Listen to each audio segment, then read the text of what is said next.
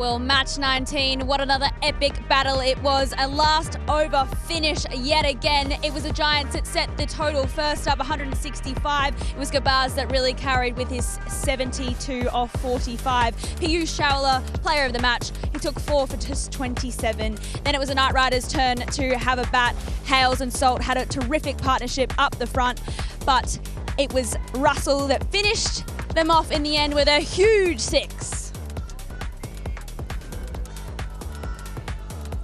Hello everyone, welcome back. Joining me this evening is Awais Shah, Andy Flower, and our special guest tonight, Phil Salt.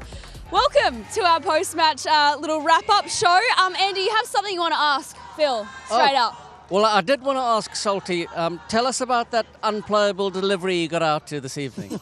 Andy, you've played enough cricket, you'd know that sometimes you just get a good ball, and unfortunately tonight that had my name on it. There was a little bit of a laugh and a little bit of banter too with it. You could see when, Yeah, I could honestly, I couldn't quite believe I did that. Please don't show a replay.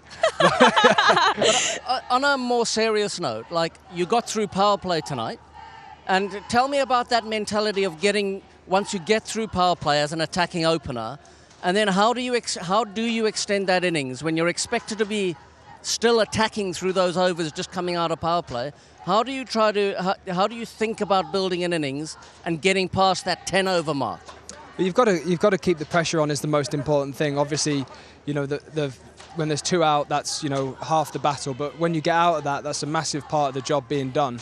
And I think it's all about keeping the pressure on. So, you know, you don't want to let guys settle, especially guys like Shamsi who's spinning it. You know, he bowled really well tonight.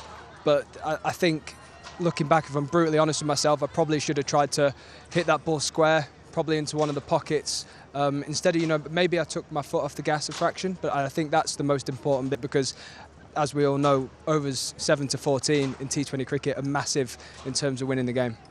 And your partnership with Hales up front, obviously an outstanding partnership and went a long way to winning the game for your team. What's your communication with him like? You played quite a bit of international cricket with him as well? Yeah, I think it's pretty simple. I sort of let him do his thing. Obviously, you know, you try and communicate about what the bowlers are doing in the moment. It's pretty simple. Halesley doesn't say too much. We just sort of let each other go. Maybe every now and again I'll say, you know, get me back on strike. Again, I probably should have been a little bit firmer with him tonight because I felt like I was going well and, you know, could have put an even bigger din in chasing that total down. And tell me, when you're playing on a ground like this with a very short side, and even I think in that first innings the wind was drifting that way a little, made it even shorter. How tempting is that for you as batters to target, and can you get yourselves into trouble with it? Yeah, definitely. It can suck you in at any moment. You know, maybe I feel like tonight, you know, there was 6 I hit off Fred Clarkson where I sort of preloaded it. I didn't premeditate it, but I preloaded it in my mind. If he gives me the length here, I'm going to knock it that way, and I'm just going to get it up because I know if I get it up, then it's going to travel for 6. But you don't want to be getting the trap of hitting everything that way. I don't want to be starting to fight the line of the ball, especially somewhere where it is a fraction on the slow side here. So as much as it is a scoring opportunity, you also can't get dragged into it. Now, congratulations, eighth English player, to score 8,000 runs. Do you know about these stats beforehand? Do you get presentations, or they just come up and it's another number? They come up. It is nice when it comes up. You know, I don't have a number in my mind that I want to get to, but, you know, to keep ticking them off it is really satisfying, actually. I say I've not got an eye on it, but when it does come up, I do like it. Surely you got a number. Is there one in your head that you can name right now that you go, oh yeah, that'd be pretty nice? 29 now. If I could get to 15, I think that'd be it. What's that, 5 good years? Andy, you tell me, you're my coach. They'll be great years. I want to get to 15 too. Now, we don't want to rub in your face this wicket, but we actually do have the footage. Do you want to watch it back? Yeah, go on then. Give us your commentary. Come on, tell us, Salty. Were you trying to punch it down to the long on? It came out, obviously, it was pretty slow out the hand, and it was a leggy. And I thought, oh, I'll just knock it. And obviously just got there so early. Whereas if I would have actually kept a bit more of an attacking mindset and gone cross-batted, because I had all the time in the world to get into a position to hit that cross-batted, that would have been, a much better way to put Shamsi under pressure at that point in time. Just want to pick up on your mindset. You mentioned mindset. Do you change your mindset? Of course, we all know in the power play it's going to be very much attacking. You're going to try and dictate terms. After the power play, till about, say, if you find yourself there till the 15th over, what is your mindset? I think my approach is pretty simple. I've got to get a boundary in one of the first 2 balls of the over. That's a way to obviously capitalise and get bigger overs. You don't often do it, where you go ... 1, run a 2 and then go 6-4. That's actually a really inconsistent way of getting big overs through the middle. I think it's all about getting a boundary in your first 2 balls and playing from there, because if you do that, the game will just sort of play into your hands as a batter, because you will have the authority, so they'll change plans, they'll go somewhere else, and if you've done your homework, you know exactly where that's going to be and where they're going to go. Mindset question yet again. I mean, you had 4 losses, on the trot, and now you've had 2 wins on the trot. What was that energy like coming into today's game, knowing that you had a win last time against the table toppers here in Abu Dhabi? But did you think that really lifted the group's energy a little bit more coming into today's match? I think it did, yeah. And obviously, I try and look at things on a sort of game-by-game basis. But I think if we're being, completely honest with ourselves, we've not played close to our best cricket yet. We've done it in fits and starts, and we've shown flashes of playing good cricket. But, if we play one of our best games tonight, I think we had nearly one of our best games with the ball. But I think in a perfect world, we'd have finished that game off in the 14th, 15th, and I think that would have been near to our perfect game. So it's just about chasing that, not getting too carried away with, with being perfect and not making mistakes, but having it in your back of your mind. Andy, obviously Shafane Rutherford had another great innings with the bat today. What do you make of the whole innings from him? Well, firstly, I love watching him play. He's a left-hander and he's so classy on the offside. He's really easy on the eye. Lots of power. There was an over when he faced Moeen Ali that was a big shift in the game, actually. He got a 4 through backward point off the back foot, really classy little shot. And then he pulled 2 sixes. That one he used his feet brilliantly, picked the length nicely, and 2 sixes in a row. So he went 4-6-6, scored 16 in the over, and that gave them the little pressure release that I think they needed at that time. So a crucial little knock from him, only 30, I think, or 14 or 15 balls. But in the greater scheme of the chase, it was absolutely crucial. Yeah, power hitters galore in this side. Ace, how about Andre Russell's 6 to finish off the match? Wasn't it good? Well, that was typical Dre Russ. That's why he's been, in the past, been paid the big bucks. Come and finish off the game. And we were talking earlier off air with me and Andy, and I mentioned to Andy that I love the fact that he turned down that 2 to say, hold on a minute, I am going to take the responsibility and finish the game off. Yes, that was I think 2 overs before he hit that 6, but that was the finishing touch. And that just shows me where Dre Russ is in this tournament. Clear in his mind, and that still had the belief in his ability to say, if you bring me at the end of a game, I will walk off with my team being the winners. Phil, what's it like playing with the powerhouse like Andre Russell? It's obviously, I felt really reassured when he was in that last over, especially when he turned down that single. I think it could be his dream scenario, 6 to win. I think that's what he dreams up when he's sat in his room playing with his 12 bats. I think that's exactly what it is. So, yeah, obviously, he brings a lot to the team with the bat and the ball. But I felt very confident watching him tonight. What is it that you enjoy most about playing with this side? I mean, you all look like you're pretty close as well, tight-knit group. Yeah, probably the more of an exposure to the West Indian culture. Obviously, we've got a lot of West Indian boys. It's really interesting how they think about the game. Obviously, the strong lads, they're all really, really good 6 hitters. And, I'm not blessed with the size of Dre Russ, but, that's an area in my game that I'm really keen on developing. So it's nice to spend a bit of time with him and listen to, his thoughts on the more technical side of it and how he thinks about chasing runs down, because I'm not going to be able to take all of it, but I'm going to be able to pick little bits here and there. Absolutely. I mean, you've got an amazing coach with DJ Bravo at the helm too. What's he like to play under? Pretty chilled. I think the main event of his day is the warm-up football. I think that's really what he sets his stall out for. I think we've won the last 7 games, so He's not going to forget that in a hurry. But it's good. We're a pretty chilled out group. If there's one thing Bravo sticks by is that he's always going to stay level, and that's exactly what he's done. So hopefully we keep this momentum on. Maybe we see him go that way. Maybe he doesn't need to be so level. He looks like he really gets up and about, though. He's a big mover arounder kind of guy, chatting to everyone. Oh, he loves it. He thought he was Sir Alex Ferguson the other night when we were in the second innings. He was round on the boundary, turned it into a back four. I don't know what he was doing, but he loved it. You had a little injury last game, though. You had to go get a scan. Was everything okay there? Yeah, all good there. Luckily, just missed a half volley, didn't you? Just missed a half volley. That was it. No, Hawkeye was absolutely spot on. It was going to hit the stumps. So yeah, but no. Luckily, no fracture and play on. Yep. Ace Piyush Chawla, what an amazing game from him. 4 wickets from him tonight.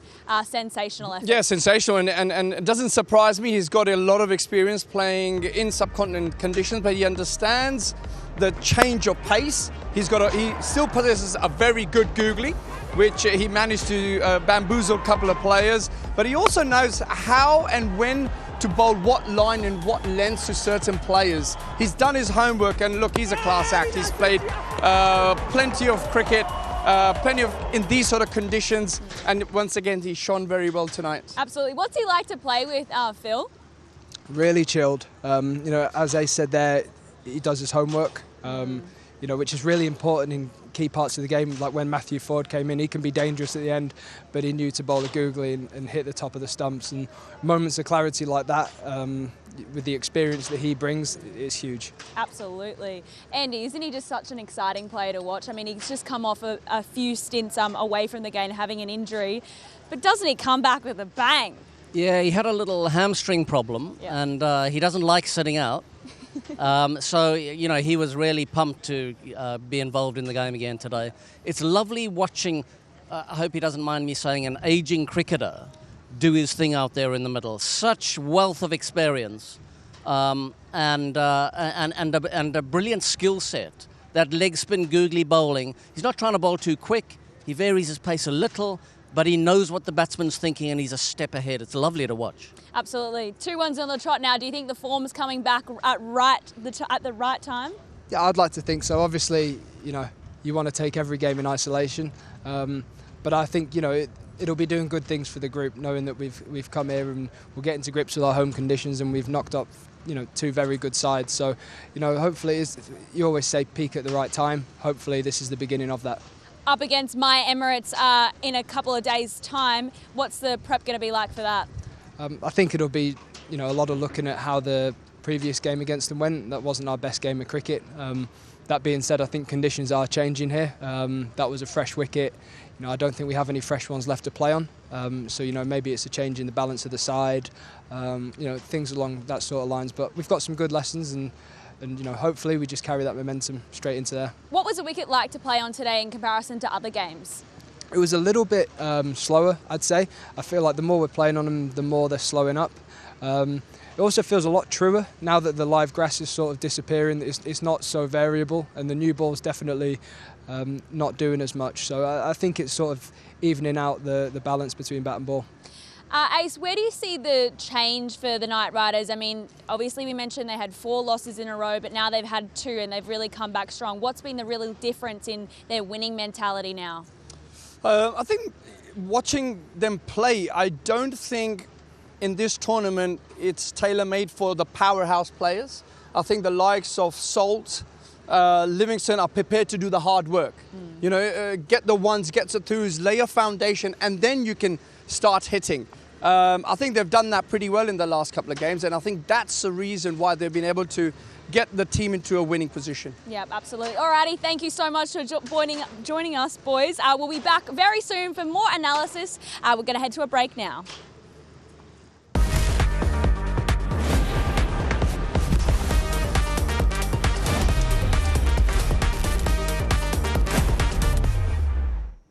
Welcome back, everyone. Joining me this evening is Simon Dool and Mike Hazeman. Now, boys, Knight Riders, they've had a win, second one on the trot now, thankfully for them, peaking at the right time, would you say, Hazy? Well, and also, I mean, it's a really good performance when chasing. I mean, they haven't won chasing since the start of season 3. Yep. So that's another little feather in their cap. So good luck to them. I think they're a very dangerous side. They got on a bit of a roll. They lost 4 in a row. They've now won 2 in a row, getting a roll. They've got some powerful players in that lineup. And they're going up that ladder pretty quickly, I think, and they could be a real threat when it gets to the sharp end. Totally. Don't we just love a little last over finish? I mean, there's been 12 of the 19 matches played, Dooley. Well, from a commentary point of view, from a fan's point of view, I think it's great. The crew aren't all that happy with it, and they've got to go from here up to Sharjah tomorrow and things like that. But look, they are good. They're very good. And you know, it's nice to call it. It's nice that the players feel under a little bit of pressure. We saw it last night as well, with players under pressure late in the piece. Good captaincy at different times, some great bowling. Shamsi's spell got them right back into the contest. So you just want big match players at those times at the crease. I heard Oace talking about Dre Russ at the back end wanting the moment. And when you've got those sort of players that want the moment, that want it's not wanting the limelight, it's just wanting the ability to take it home for their team. Absolutely. That's the sort of player you need. Yeah. Shamsi, we've got to talk about him though. He took 3 from his 4 bowled this evening. Fantastic work from him. Yeah, really good work from him. And I was watching him very closely actually before the game got underway, and I could see that he wasn't really sort of going through his normal routines a lot, so I don't think he expected to play. So obviously it was the super sub was a late change. They changed their mind. I guess the Tashara was going to come in, but it wasn't the case. But I thought he did unbelievably well. So good luck to him. I mean, Shams is one of those guys who makes things happen when he's bowling well, and that's obviously the key. And sometimes he doesn't bowl well in the first couple of overs, and he doesn't get the chance to bowl the third, and then he's on the sideline, which has happened when he ran into Kyron Pollard in the previous game that he played.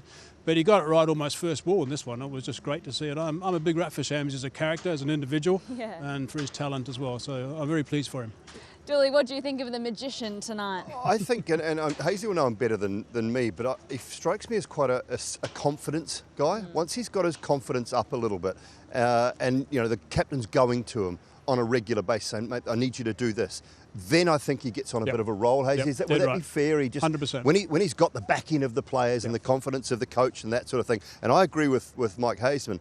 I think they were looking at Tashara all night, and it was a late call when the ball started to turn a little bit, and with that breeze around tonight, the dew. I mean, the ground's not even wet, so there was no dew tonight, so they could actually play a spinner in the second innings. So I think it was a late call. I just love what he does. It's a different type of action to some of the left arm wrist spinners that we see. It's not high by any stretch of the imagination. He keeps the ball a bit like Noor Ahmed, quite low and skiddy, so he's always bringing the top of the stumps into play from an LBW point of view. The wrong end, a beautiful delivery tonight to get that wicket with the wrong end. He's got all the variations. I thought he was very smart too.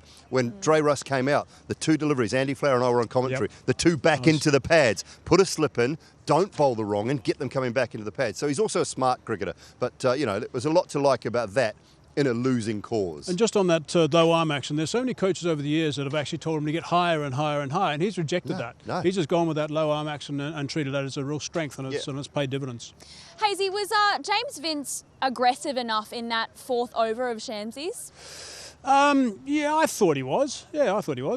Yes. My answer's yes.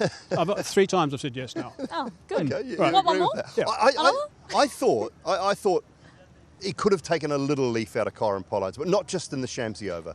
Pollard's captaincy last night was as exceptional as I've seen a captain in T20 cricket for a long, long time. James Vince, I rate very highly. I think he's a terrific captain. Seen him a lot in the UK, a lot around the world at different franchises. He's a winning captain, but I thought there was a chance to be a little more aggressive when it looked like the game was slowly getting away from them, because they needed wickets. I know Shamsi provided them, but they could have just been a little more aggressive, maybe. And it's not a slight on Vince. It's which is the way Pollard's always done it, though, as well. Yeah, it is. And Vince hasn't always done it that way, but he reads the game beautifully. And, he was very honest. They just didn't get enough runs. Yeah, correct. Fair enough. You know who did get runs today, though? Ramanullah Gurbaz, 72 for him tonight. Powerhouse. Brilliant. Great to watch. I just want to see them both get going. Yeah. I want to see the Nasanka-Baz combination. Wouldn't it be good? What are you going to sank Baz? What are we going to call it at the top of the order? Everyone gets a nickname, don't they, when they bat well together? But I just want to see them going together, because he's brilliant, and they hit the ball in different areas too. Gurbaz has always been a very powerful square of the wicket player. He hits the ball well down the ground. He's not afraid to go after the bowling. The thing I say about Gurbaz, and I say this often in commentary when we see him, he just gets a little too antsy at times for my liking. When he reacts and doesn't go after something that's not quite there, when he just reacts to the ball, whether it's full, whether it's short, he's in such a good headspace. And then I find he's more fluent all around the ground. And that's how he started as well. He held his shots much better today at the start when he started, and he played very well. Hit a couple of beautiful sixes down the ground off Jason Holt over the sight screen, and that gave him the confidence, I think, to keep going that way without sort of forcing the issue too much, which we know he has done in the past, a little bit too impetuous and got out. And he got that way for a little while, and but then kicked on again and got to 70, so he played well.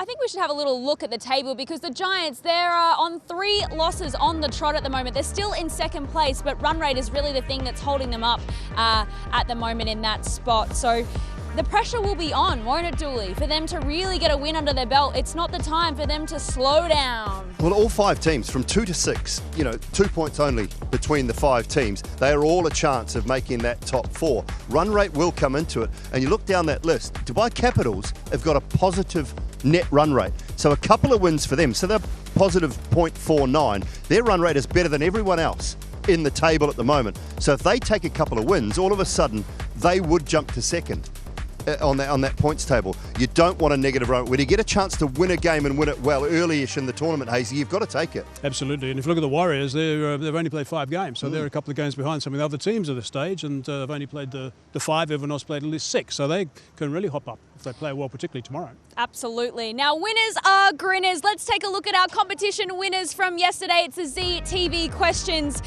Now, the questions from yesterday was, who was DC's most expensive buy at the auction?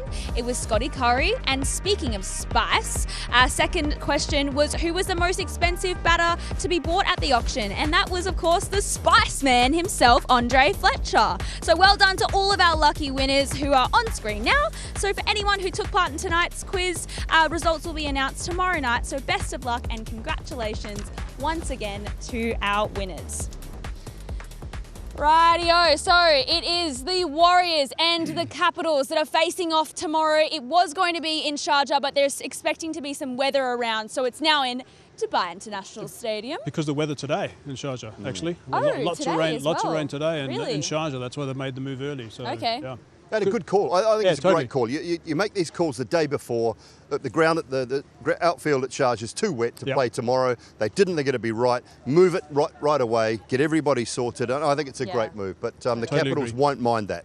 No. Capitals love playing in Dubai. fortress. A little bit more their home rather than Sharjah. So the Capitals won't mind that. They'll go in tomorrow feeling a little bit better about not having to make that drive up the highway. Totally. But the Warriors, they're on a roll. Finally, they had lots of losses to begin with, but things finally seem to be clicking. Yeah, that change room will be a little bit happier, of course. I mean, obviously, when they're not winning games, I mean, things don't go well in that change room. And they can always talk about the fact that things are pretty tight and that sort of business, but it makes a massive difference when you win. I mean, it's as simple as that. So they'll be feeling pretty comfortable, I think, and go another game. Alrighty, well, we cannot wait to see you tomorrow at Dubai International Stadium. Sharjah Warriors taking on Dubai Capitals. Can't wait to see you there. Thanks so much for joining tonight. Good night.